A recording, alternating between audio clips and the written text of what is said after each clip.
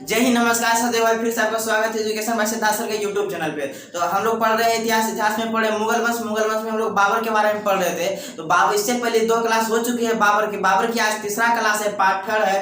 और 2 क्लास इससे पहले हो चुके। अगर आप 2 क्लास नहीं देखें तो पहले जाके वो 2 क्लास देखिए, फिर अच्छे से आपको समझ में आएगा। ये पार्ट 3 है बाबर का और ये अंतिम क्लास भी। तो हम लोग जहाँ तो पिछले क्लास में पढ़े थे उसे आज पढ़ेंगे।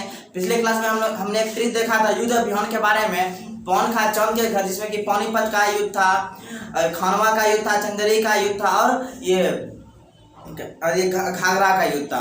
आज हम लोग पढ़ेंगे उसके आगे। उसी पे जस्ट एक मैंने ट्रिक बैठाया है।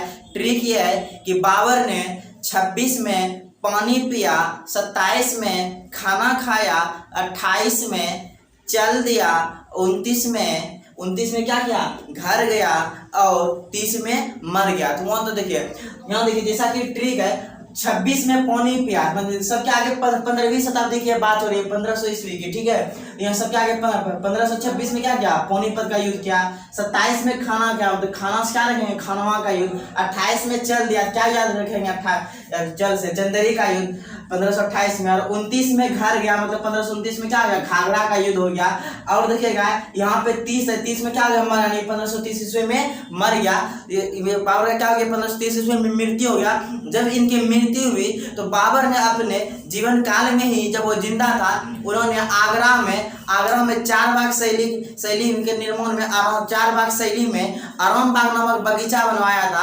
आरामबाग बगीचा बनवाया था, समझते वो बगीचा क्या, उस बगीचा एक खूबी थी कि उसमें ना माली उली की जरूरत नहीं पड़ती। जितना भी पेड़ पौधा फूल होता था उसमें पानी देने के लिए जो होता था कि अगर एक बार बोरिंग या कुछ छोड़ एक जगह पानी देके छोड़ दिया है, वो ऐसा ऑटोमेटिक सिस्टम था नहीं, घूमले सब जगह क्या होता था, सभी पेड़ के मतलब जड़ तक वो पानी पहुंच जाता था। वो आरामबाग बगीचा बनवाया था। तो जब बाबर की मृत्यु हुई 26 दिसंबर 1530 ईस्वी में, तो मृत्यु होने के पश्चात उनके शरीर को उसी आरामबाग नामक बगीचा में दफना दिया गया, जो कि बाबर ने अपने जब जिंदा था, बाबर ने अपने जीवन काल में ही उस बगीचा का निर्माण करवाया था, ठीक है।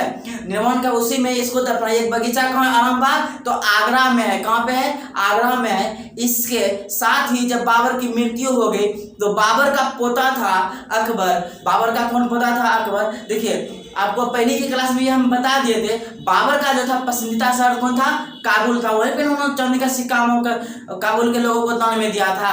तो उसका पसंदीदा शहर काबुल था। लेकिन उनकी मृत्यु कहाँ हो गई, भारत में उनकी मृत्यु हुई, जिसके कारण उनका जो शव होता है, उनका शरीर को दफना दिया गया आरामबाग बगीचा में, आगरा में। उसके बाद लेकिन उसकी इच्छा कहाँ थी कि मेरे शरीर को कहाँ दफनाया जाए, काबुल में। कहाँ दफनाया जाए, काबुल में। तो उसका पोता अकबर ने क्या किया, जब अकबर सत्ता में आया, शासन काल में आया, तो अकबर ने उस शरीर को फिर से वो जो उसका शव था उखाड़ा और उसको शव को कहाँ दफना दिया गया, आगरा से लेके कहाँ चले गया, आगरा से लेके काबुल में उनके शरीर को दफना दिया गया। क्यों, क्योंकि बाबर की इच्छा थी कि मेरे शरीर को मेरी जन्मभूमि, मेरी मातृभूमि, वहीं पे क्या कर दिया जाए, दफनाया जाए। इसके बाद पूरी बाबर की जो आत्मकथा है, पूरी बाबर की आत्मकथा तुजुक ए बाबरी, क्या है, तुजुक ए बाबरी है बाबर की आत्मकथा, जो कि यह फारसी भाषा में, किस भाषा में, फारसी भाषा में है। और फारसी में जो बाबर की है ये आत्मकथा है फारसी भाषा में। तो इस आत्मकथा, बाबर की इस आत्मकथा में यह कहा गया है कि जिस समय बाबर ने भारत पर आक्रमण किया था, उस समय भारत में 5 मुस्लिम राज्य और 2 हिंदू राज्य था। अगर मुस्लिम राज्य की बात करें तो कौन कौन हो गया, मुस्लिम राज्य की बात करें तो दिल्ली हो गया, मालवा हो गया, गुजरात हो गया, बहमनी हो गया, बंगाल हो गया।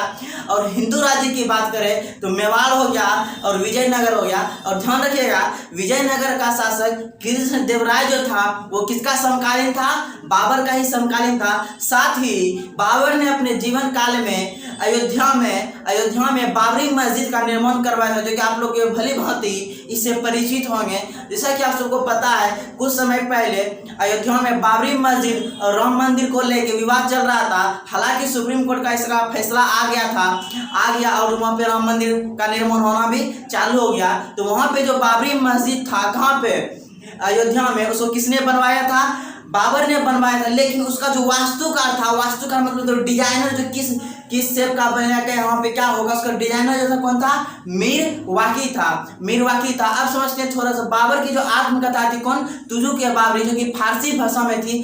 अकबर के कहने पे अब्दुल रहीम खान ने इसका किस भाषा में अनुवाद किया, फारसी भाषा में अनुवाद किया। किस भाषा में अनुवाद किया, फारसी भाषा में अनुवाद किया।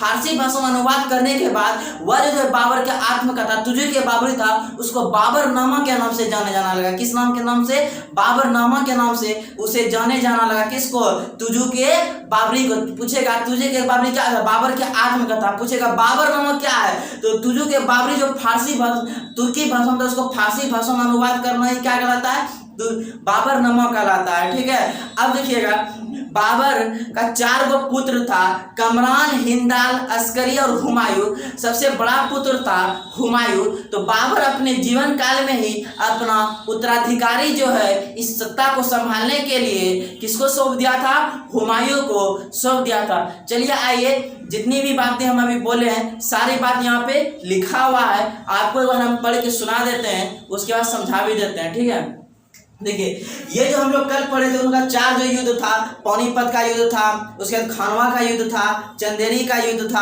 और घाघरा का युद्ध था। उसी का एक सेकेंड ट्रिक है कि 26 में पानी पिया, मतलब 26 में पानीपत का युद्ध हुआ, 27 में खाना खाया, मतलब खानवा का युद्ध गया, 28 में चल दिया, मतलब क्या हो गया, 28 में चल गया मतलब चंदेरी का युद्ध, 1528 में हुआ, 29 में घर गया मतलब 1529 में घाघरा का युद्ध और 30 में मर गया मतलब 1530 में उसे क्या हुई, मृत्यु। इसलिए ठीक है, 26 में पानी पिया, 27 में खाना खाया, 28 में चल दिया, 29 में घर गया और 30 में मर गया। तो बाबर की मृत्यु के ये आप फिक्स डेट मत याद रखिए, सिर्फ ये रख सकते हैं तो भी काफी है। तो बाबर की मृत्यु हुई थी 26 1530 ईस्वी को। और आपको जस्ट अभी हम बताएं कि जब उनकी मृत्यु हुई तो बाबर ने जो कि अपने जीवन काल में ही बनवाया था आराम बाग बगीचा बनवाया था गाँव पे आगरा में, तो उसी बगीचा में क्या किया, बाबर को दफना दिया गया। लेकिन बाबर के पोता अकबर के कहने पे क्या उनके शरीर को कहाँ दफना देगा, वहां से लेकर आगरा से लेके कहाँ चले गया,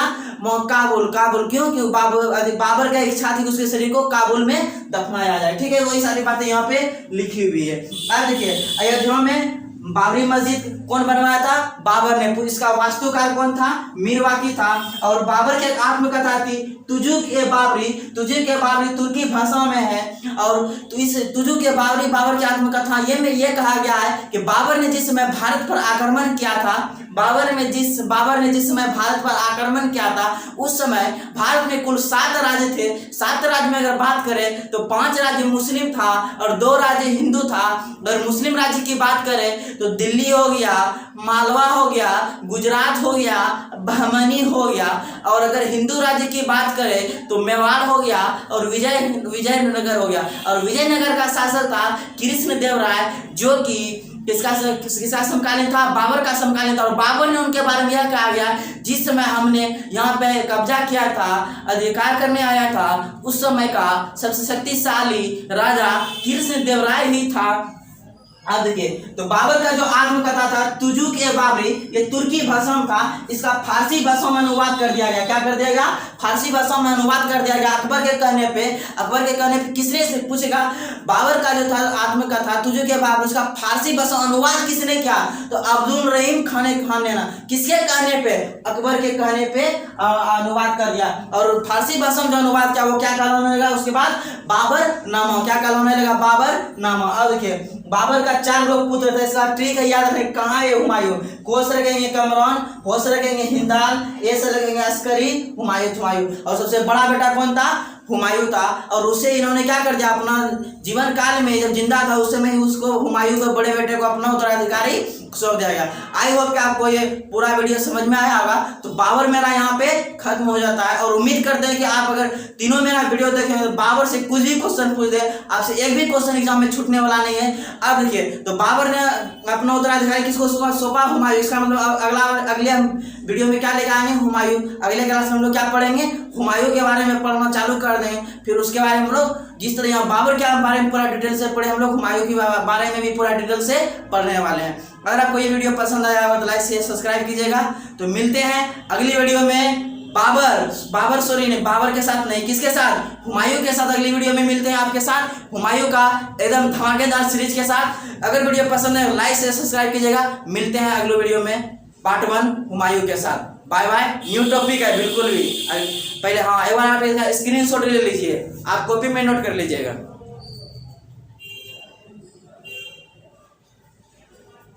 आई होप कि आप इसका स्क्रीनशॉट ले चुके होंगे, अगर नहीं लिए तो हम यहाँ पे साइड में एक बार आप इसका अच्छे से स्क्रीनशॉट ले लीजिए। तो चलिए आप स्क्रीनशॉट ले चुके हैं, तो मिलते हैं अगली वीडियो में हुमायूं के साथ, और इसे शेयर भी कीजिएगा। बाय बाय, धन्यवाद।